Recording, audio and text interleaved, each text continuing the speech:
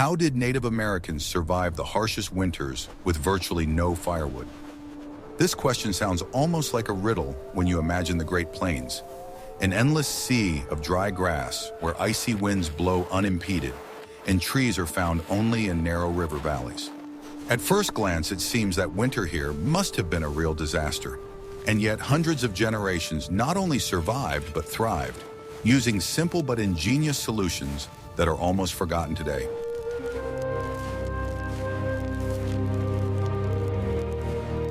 Living in conditions where there were virtually no familiar sources of heat required ingenuity, and the indigenous inhabitants of the plains found the answer where most Europeans did not even look for it. Dried bison dung, a material that may seem unreliable or even absurd to modern man, turned out to be a surprisingly effective fuel. It burned long, evenly, and with almost no smoke, and most importantly, it was available in huge quantities. On the endless plains where trees were rare, this resource became literally gold.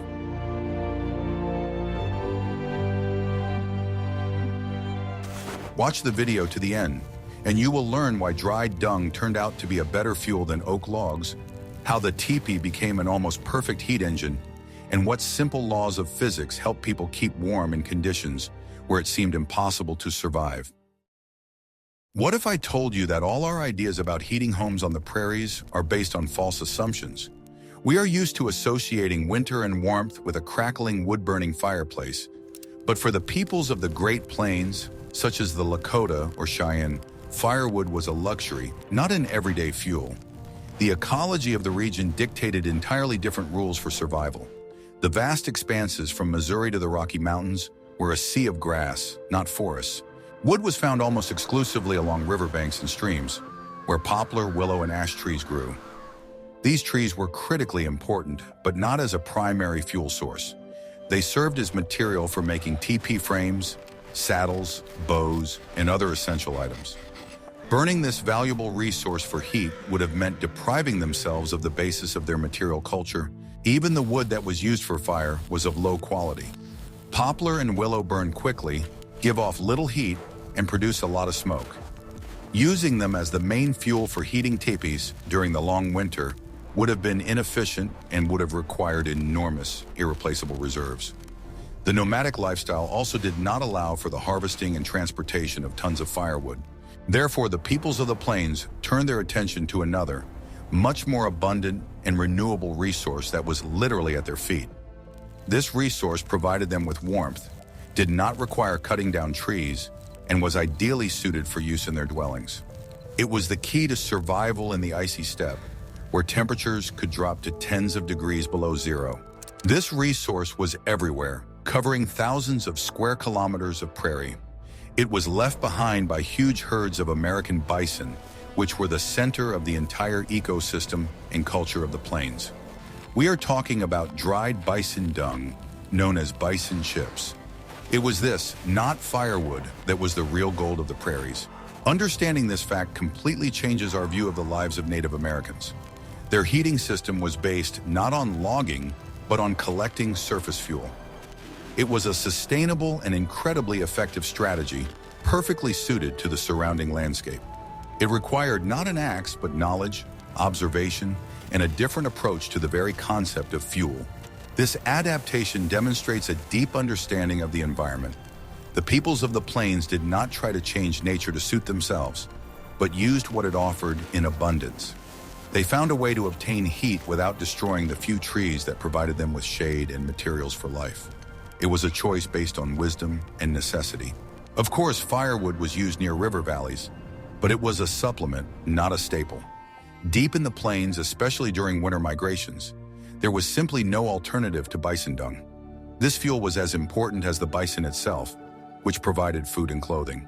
The entire life support system was a closed cycle. The bison ate the grass and left behind fuel that people burned to keep warm and cook food from the same bison. It was an example of perfect ecological harmony, where nothing went to waste. This simple truth was the basis for the survival of entire peoples. We would love to hear your thoughts. What do you think about this unconventional approach to fuel? And how much do you think modern societies could learn from this ability to adapt? Write about it in the comments and be sure to subscribe to our channel so you don't miss out on other amazing survival stories. Want to know the main secret of the fuel that warmed entire nations? What seems like waste to us was one of the most valuable resources for Native Americans. Bison chips, or dried bison dung, were the main fuel on the Great Plains for thousands of years. Collecting and preparing them was an important part of daily life, especially in the run-up to winter. The collection process was a systematic and important task, mainly carried out by women. They would go out onto the prairie with woven baskets or special bags made of rawhide. Each flatbread was carefully examined. Preference was given to those that had been dried by the sun to a gray, fibrous state. It was painstaking work that required attention and endurance. The collected fuel was then taken to the camp and stacked in neat piles next to the teepees for further drying. It was important to gather enough fuel to last through the long winter months. These piles of fuel were as important a sign of a family's well-being as their supplies of dried meat. What made bison dung such an excellent fuel? The answer lies in the bison's diet. It fed exclusively on grass, and its digestive system left behind a tightly compressed mass of pure cellulose. After drying in the sun, this material became light, fibrous, and highly calorific. One of the main advantages of this fuel was the nature of its combustion. Unlike wet poplar wood, dry bison dung burned very slowly and produced an even, strong heat. It did not so much blaze as smolder, forming a mass of hot coals. This type of combustion was ideal for heating a living space. Another critically important property was the almost complete absence of smoke. This was essential for life inside the teepee. The fire lit in the center of the dwelling should not fill it with acrid smoke. Bison dung produced a clean flame, and the small amount of smoke that was formed easily escaped through the smoke vents at the top. Many historical sources and memoirs of 19th century travelers note another feature. Contrary to expectations, burning bison dung did not emit an unpleasant odor. Its aroma was described as earthy, grassy, or even compared to the smell of sweetgrass, which was used for ritual incense. The logistics of this fuel were ingenious. The bison herds themselves delivered it across the prairie. All people had to do was collect and dry it. It was fuel that did not need to be chopped, sawed, or split. It was perfectly suited to a nomadic lifestyle. Manure supplies were virtually inexhaustible as long as there were millions of bison. It was a truly sustainable and renewable resource that did not harm the environment. It was part of the natural cycle of the prairies. Of course, this fuel had its drawbacks. During heavy rains or when the ground was covered with deep snow, collection became impossible. For such cases, the camp always kept a strategic reserve and also used alternative fuels, which we will discuss later.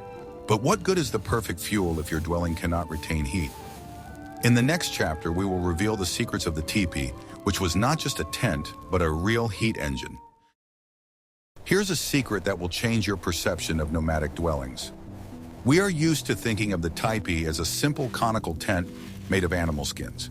But this is a profound misconception. The tipi of the Plains peoples is one of the most sophisticated and aerodynamically efficient mobile dwellings ever created by man. Its design was refined over centuries and represented an ingenious engineering system for managing heat and smoke. The design was based not just on aesthetics, but on pure physics. The conical shape gave the teepee incredible resistance to the hurricane-force winds of the prairies. The wind simply flowed around it without creating much windage. In winter, this same shape allowed snow to slide down without accumulating on the roof. A frame made of long, straight pine or cedar poles provided a sturdy foundation. But the main secret lay in the covering. It consisted of a dozen carefully sewn and treated bison hides. This covering was not simply stretched over the frame. It created a complex ventilation system. The most important element of this system was two smoke vents at the top. These were not just holes, but controllable wings, each attached to a separate pole. With these poles, the vents could be adjusted depending on the direction of the wind, creating the perfect draft for the fire in the center of the dwelling. This system worked like a perfect chimney. It drew smoke from the central hearth upward and outward, preventing it from accumulating inside. Even in strong winds outside, the correct adjustment of the valves prevented smoke from entering the dwelling. This made it possible to keep the fire burning around the clock. But how did the dwelling retain heat and protect against the icy drafts blowing from the ground. For this, there was a second, equally ingenious element, an inner lining, or ozon. It was a strip of tanned hides or canvas that was attached to poles at a height of 1.5 to 2 meters and descended to the floor. This lining created a second wall inside the teepee. Between it and the outer covering, there was an air gap several centimeters wide. This gap worked like modern double glazing, acting as a powerful heat insulator. It prevented cold air from outside from penetrating inside. But the ozone also performed another, more important function. It was part of the ventilation system. The outer covering of the tipi never reached the ground, leaving a small gap. Through this gap, cold air from the street entered, but hit the inner lining and rushed upward into the space between the two walls. This stream of cold air moved upward toward the smoke vents, and mixing with the hot smoke from the fire, created a powerful and constant draft. Thus, there were no drafts in the living area of the teepee, near the floor where people sat and slept. The cold air was isolated and immediately directed upward, helping to draw out the smoke. The living space inside was warm and comfortable. The fire in the center radiated heat in all directions. This heat was reflected from the sloping walls of the inner lining, concentrating in the lower part of the dwelling. People sat by the fire, protected from the wind and cold, while a complex system of physical laws worked above them, ensuring their comfort. If you enjoyed this analysis of the physics of the teepee, don't forget to like this video. What I am about to show you must not be forgotten. Simply having good fuel and a well-designed dwelling was not enough.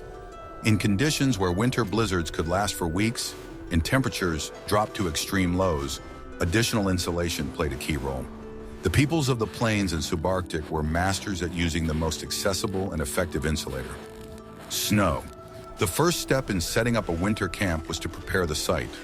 The snow was cleared down to the ground where the tipi or wigwam was to be erected. This was done so that the floor of the dwelling would be on solid, frozen ground rather than melting snow. Immediately after setting up the teepee, the most important process began: banking or embankment. The snow collected during the clearing of the site was tightly packed around the base of the dwelling from the outside. A high and dense snow embankment was created, which could reach up to 1 meter in height. This snow barrier served a critically important function.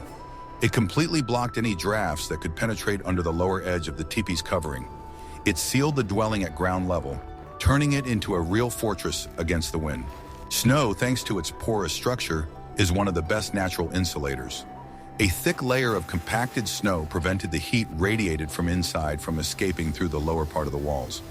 At the same time, it prevented the frozen ground from drawing heat from the living space. Measures were also taken inside the dwelling. The floor, especially in the areas where people slept, was covered with a thick layer of dry grass or branches of coniferous trees, such as spruce or fir. This layer provided additional insulation from the cold ground, making sleep comfortable. Thick bison hides were laid on top of this insulating layer of grass or branches. They were often placed first side up, creating a soft and incredibly warm surface. Sleeping areas were organized like nests, where several people could lie close together, providing additional warmth. The inner lining, or ozon, which we discussed in the previous chapter, also served as insulation. It not only controlled airflow, but also physically separated the living space from the cold outer covering. The heat from the fire and people's bodies remained inside this cocoon. In the subarctic regions where the Cree and Athabascan peoples lived, snow insulation was taken to the extreme. Their conical or domed wigwams, covered with bark or skins, could be almost completely buried in snow. Often, only the chimney and entrance tunnel remained visible from the outside. This snow igloo, on top of a wooden frame, allowed a comfortable temperature to be maintained inside, even in the most severe frosts. The snow protected not only from the cold, but also from the piercing wind. This technique of using snow was common to all northern peoples. Thus, survival in winter was based on a comprehensive approach. It included fuel, shelter construction, and careful insulation using available materials. Snow went from being an enemy to a key ally, protecting people from the cold. But what did the peoples who lived in permanent settlements and did not migrate do? In the next chapter, you will learn all about their monumental winter homes. Not all Native Americans of the Great Plains led a nomadic lifestyle. Peoples such as the Mandan, Hidatsa, and Arikara lived in settled villages along the Missouri River. Their solution to harsh winters was not mobile tipis, but monumental and incredibly warm earthen houses. These structures were true masterpieces of engineering, using earth as the primary building and insulating material.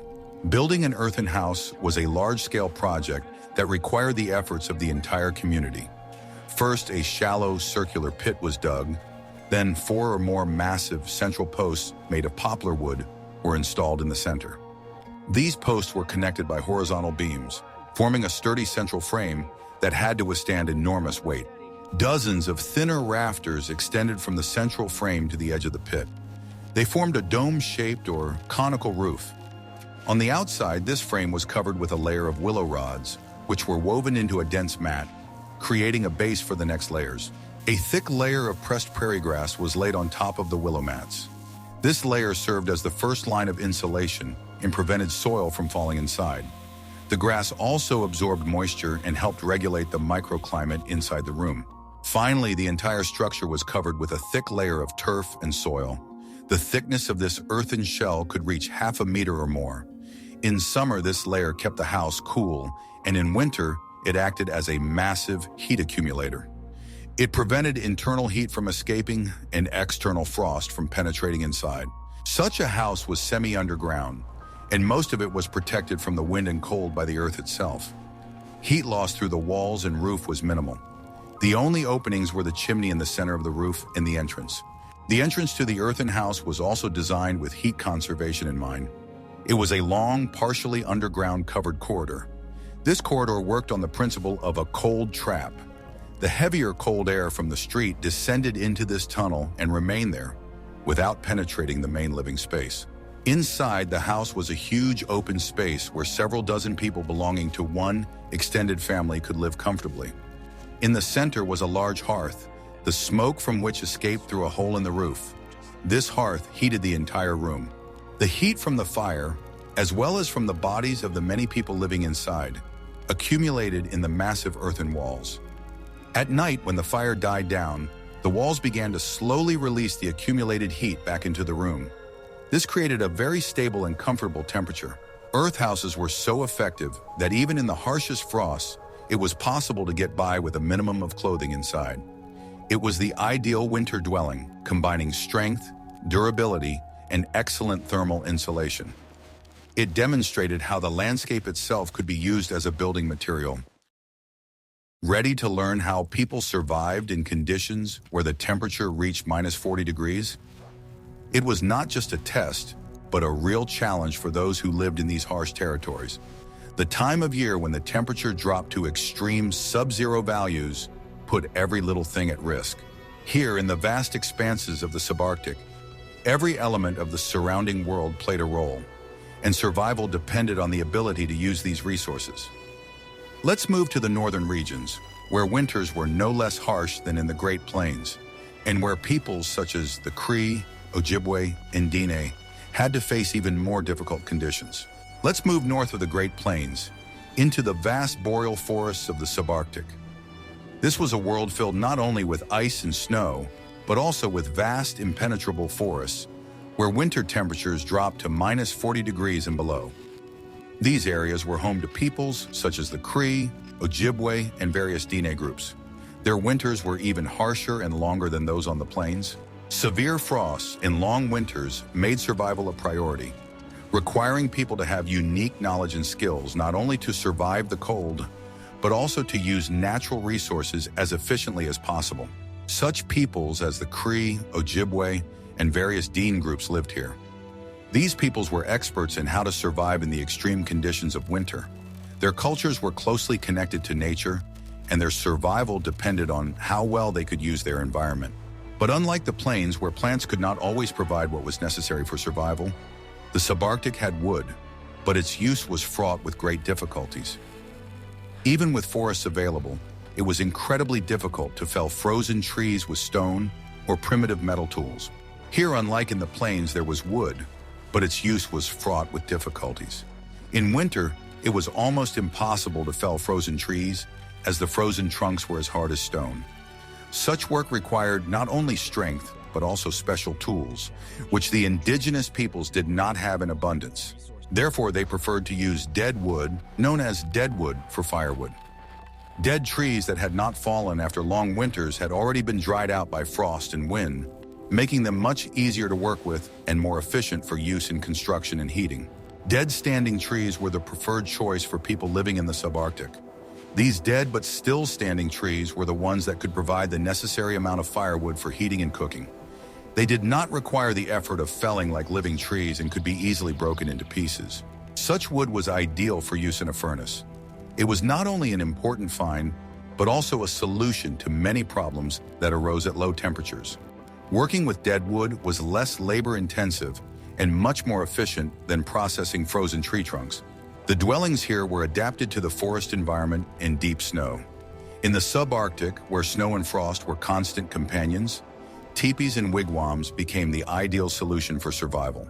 Most often, these were conical or dome-shaped wigwams made of flexible young trees, which provided the necessary stability and protection from the cold.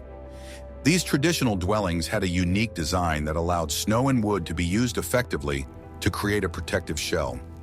Wigwams could be built quickly and efficiently, providing warm shelter during the harshest winter months. But despite their simplicity, these houses were true engineering masterpieces. Most often, they were conical or domed wigwams. These shapes were the best solution for retaining heat. The frame of such dwellings was made of flexible trees, which allowed it to be both strong and flexible. These conical structures had a small surface area, which minimized heat loss. Large pieces of birch bark or caribou skins were used as roofing, providing excellent insulation.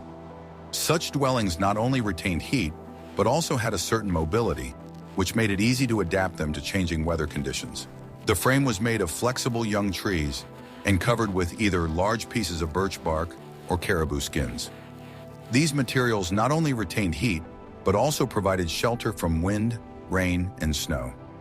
Combined with the ability to easily adjust the interior space, the wigwam was the ideal shelter in conditions of constant blizzards and severe frosts. Such a dwelling was easy to build and strong enough to withstand the strongest winds and snowfalls.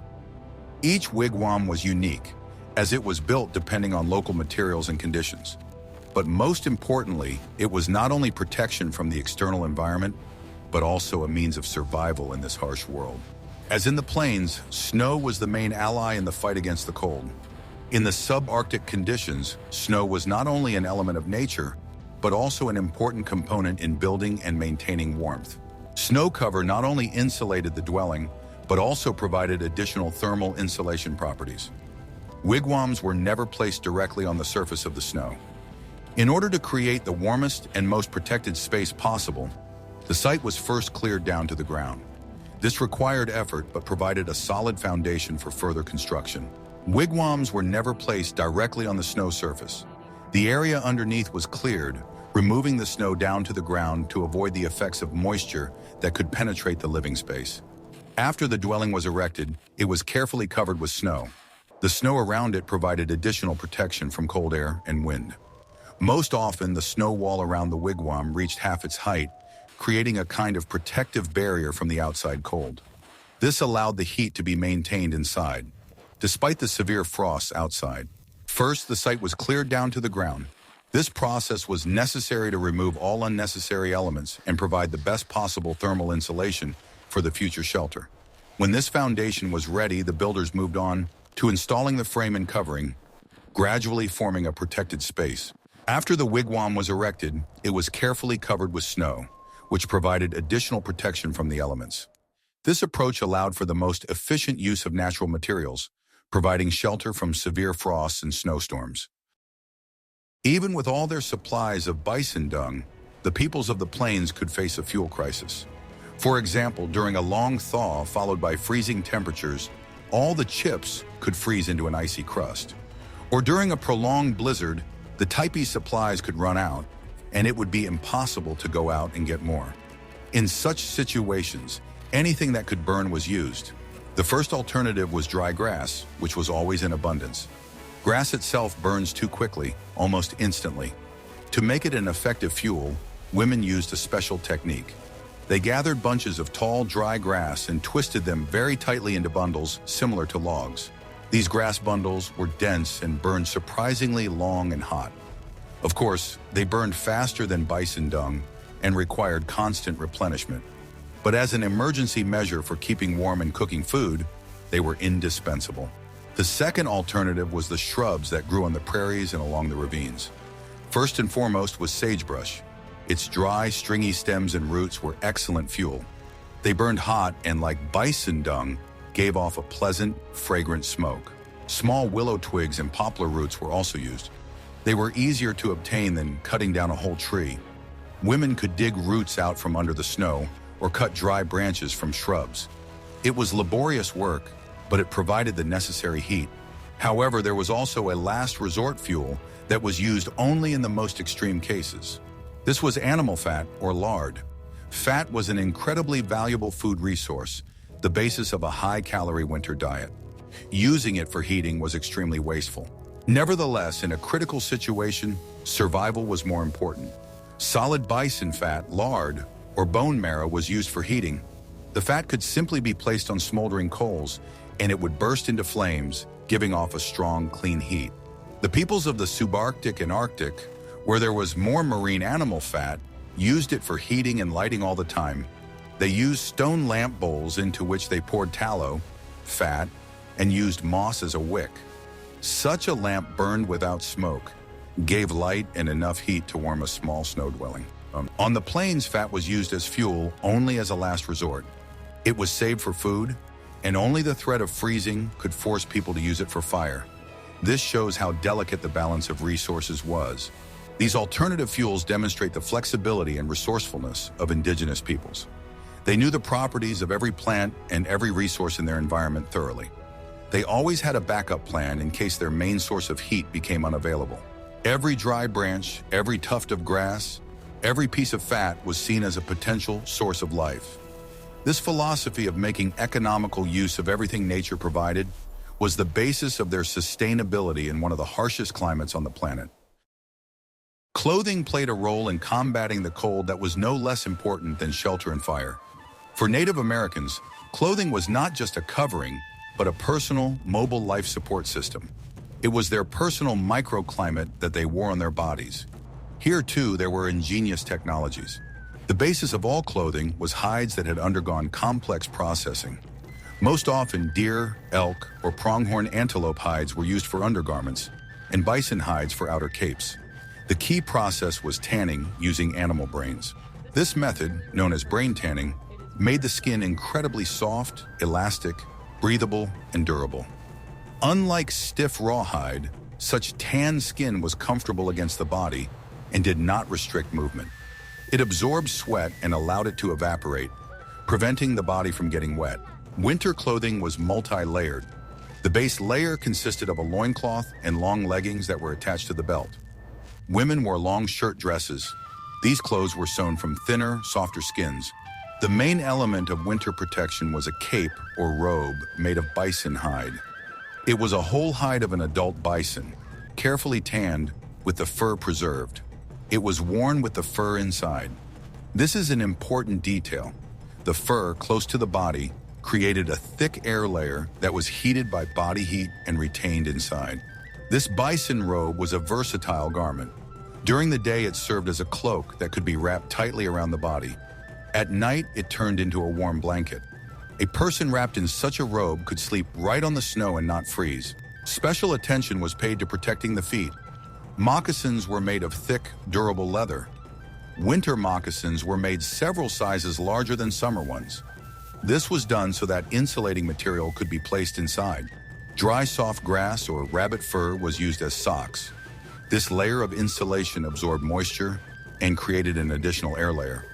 Moccasins were also high, covering the ankle and tucked into leggings to keep snow out. Mittens, also sewn from leather with fur inside, were used to protect the hands. The head was often covered with a hood, which was part of the shirt, or fur hats were worn. Protection of the extremities was critical to prevent frostbite. All clothing was cut loosely so as not to restrict blood circulation. This also allowed for the creation of additional air pockets between layers. A moving person constantly heated this air, and the layers of clothing prevented it from escaping. In this way, each person was dressed in their own perfectly fitted home. This clothing system allowed them to remain active in the cold, to hunt, and to move around. It was the result of thousands of years of experience living in extreme conditions. Survival in winter depended not only on technology, but also on the right strategy. Choosing a location for a winter camp was perhaps the most important decision a group made in the fall. A mistake in choosing could be very costly. The peoples of the plains and subarctic were masters at reading the landscape and choosing the ideal winter shelter. The main enemy in the prairies was not so much the cold as the wind. The incessant icy wind could suck the heat out of any dwelling and turn a slight frost into a deadly threat. Therefore, the main criterion for choosing a location was protection from the wind. Deep, wooded river or stream valleys were considered ideal locations. Cut banks, steep, precipitous banks that created a natural wall blocking prevailing winds, were especially prized. Camps were set up under the protection of such cliffs. The presence of trees, mainly poplars and willows, in the river valley offered several advantages. First, the trees themselves served as an additional barrier against the wind. Second, they provided an emergency supply of firewood in case the buffalo dung supplies ran out or were buried by snow. Third, these groves attracted animals. Deer and other ungulates often hid there from blizzards, which made hunting easier. It was also easier to find water in the valleys by breaking through the ice on a river or stream. The winter camp was much more static than the summer camp. While in summer the groups constantly moved, following the bison herds, in winter they tried to settle in one well-protected place. This saved energy and resources. The camp itself was organized with heat conservation in mind. Tipis were not placed randomly, but in a compact group, often in a semicircle, with the entrance facing a cliff or forest and the back facing the wind. This layout allowed the dwellings to provide additional protection for each other. Winter was a time of social consolidation. Outdoor activity was kept to a minimum. People spent most of their time inside their warm dwellings. It was a time for crafts, repairing equipment, and making arrows and tools. It was also the main time for the transfer of knowledge. The elders told the young people stories, myths, and legends. Women gathered together to work together, sewing clothes, embroidering with beads. The winter camp was not just a refuge, but a social and cultural center. The strategy was to sit out the winter rather than fight it. Instead of expending energy on constant movement, people concentrated on staying warm, maintaining social ties, and preparing for the new season.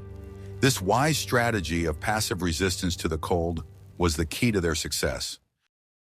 No shelter or clothing can save a person if their body does not produce enough heat. It was body temperature that played a key role in survival in harsh winter conditions. Even the warmest clothes and shelters could not protect against the cold if the body did not receive enough energy to maintain the necessary temperature. This required not only keeping warm, but also ensuring that the body could generate heat efficiently. Faced with extreme cold, the plains and subarctic Indians intuitively knew that they needed to maintain constant warmth from within. The main source of this warmth, and therefore survival, was food. The main source of internal heat was food. The winter diet of Native Americans, adapted for survival in severe cold, focused on one essential element: fat. Food rich in fat was vital for maintaining energy, as fat contained a huge amount of calories. And as the Indians knew, calories are energy, and energy is heat. In the cold of winter, when every calorie counted, they chose foods that gave the body the energy it needed to stay warm. Protein was not the main source of nutrition, unlike fat, which became the staple of the winter diet. The winter diet of Native Americans was specially adapted for survival in extreme cold and was based on one key element: fat. The peoples of the plains and subarctic intuitively understood that in winter conditions, they needed to eat the most calorie-dense food. It was fat that became the element that allowed them to survive in the harshest climatic conditions. It not only provided the necessary energy, but also sustained the body during the cold winter months, when any lack of food could be fatal. This was the knowledge that indigenous peoples passed down from generation to generation, emphasizing the importance of proper nutrition for survival in harsh conditions. Fat became the indispensable element that formed the basis of the diet. The basis of the winter diet was pemmican. This dish was the ideal product for survival, being a real calorie concentrate. Pemmican was made from 3 components, each of which played an important role in maintaining the body's energy. It consisted of dried bison meat, melted bison fat, and sometimes dried berries, which helped balance the diet with vitamins. It was a food system ideally suited for survival in cold conditions. Pemmican could be stored for a long time and remain incredibly high in calories, making it an indispensable food during the winter. This ingenious invention is often referred to as the ideal survival food. Pemmican was so effective that it was considered the go-to food for long journeys and extreme conditions. In conditions where life depended on the ability to stay warm, pemmican became a staple food. Its high-calorie content allowed people to maintain their strength throughout the long winter months. In addition, it was convenient to store. It could be kept for a long time without losing its nutritional properties. It was a product that could be taken anywhere and consumed without preparation. It consisted of 3 main components: dried and powdered bison meat, melted bison fat, lard, and sometimes crushed dried berries for flavor and vitamins. The process of making pemmican was laborious, but the result was worth the effort. The bison meat was first dried in the sun, then ground between stones to make it as dry and storable as possible. After that, it was mixed with melted fat, which was the most important source of calories. In some cases, dried berries were added to improve the taste and add vitamins to the diet. It was a food that saved a lot of energy and time during the long winters. The cooking process was laborious. The meat was dried in the sun, which required a lot of time and patience. To make pemmican, the meat was not only dried, but also processed into a powder that was easy to mix with fat. After that, rendered fat was added in a 1-to-1 ratio by weight. This was not just a combination of products, but also an important step in preserving nutritional properties. It was important to observe the proportions correctly so that the pemmican would be as high-calorie and long-lasting as possible. The proportions and preparation method were perfected so that the result would be as effective as possible for survival. The meat was dried in the sun, then thoroughly rubbed between stones.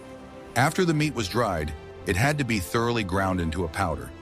It was a difficult and lengthy process that required a lot of labor, but the end result was worth all the effort. The mixture of dried meat and fat became a product that could sustain strength for many months. In addition, thanks to its high fat content, pemmican quickly provided the body with the necessary amount of energy. It was a solution that allowed people to survive the harshest winters. It was then mixed with hot rendered fat in a ratio of approximately 1-to-1 by weight. Mixing meat with fat produced a product that retained its energy and nutritional properties for a long time. Rendered fat was the most important component of pemmican as it provided the body with sufficient energy. The mixture had to be carefully packed into leather bags to prevent air from entering and keep the product fresh. The proportions of the ingredients were the most important factor in determining how long pemmican could be stored. Once the mixture was ready, pemmican became incredibly dense, high in calories and ready for long-term storage. The resulting mass was tightly packed into rawhide bags. The bags used to store pemmican had to be strong and airtight to keep the product fresh for a long time. Space savings and ease of storage became important characteristics of this product. We have seen that the survival of Native Americans in harsh winter conditions was based not on miracles, but on deep knowledge, ingenious engineering, and perfect adaptation to the environment. They did not fight nature, but used its laws to their advantage. Instead of lamenting the lack of firewood, they found fuel that was abundant. They turned their dwellings into perfect heat engines, using the physics of convection and insulation. They created clothing that served as a personal microclimate, and they fueled their bodies with food that allowed them to generate heat from within. Every detail of their daily life, from the shape of the tipi to the recipe for pemmican, was honed by thousands of years of survival experience. This story teaches us that the most effective solutions are often right on the surface. It shows how important it is to observe, understand, and work in harmony with the world around us, rather than trying to conquer it. The legacy of these peoples is not just a historical fact, but a great lesson in ingenuity and sustainability. What other aspects of Native American life or technology would you like to see in future videos? Perhaps you are interested in their navigation, hunting methods, or food preservation techniques? Suggest your topics in the comments and don't forget to subscribe to our channel so you don't miss out on new research.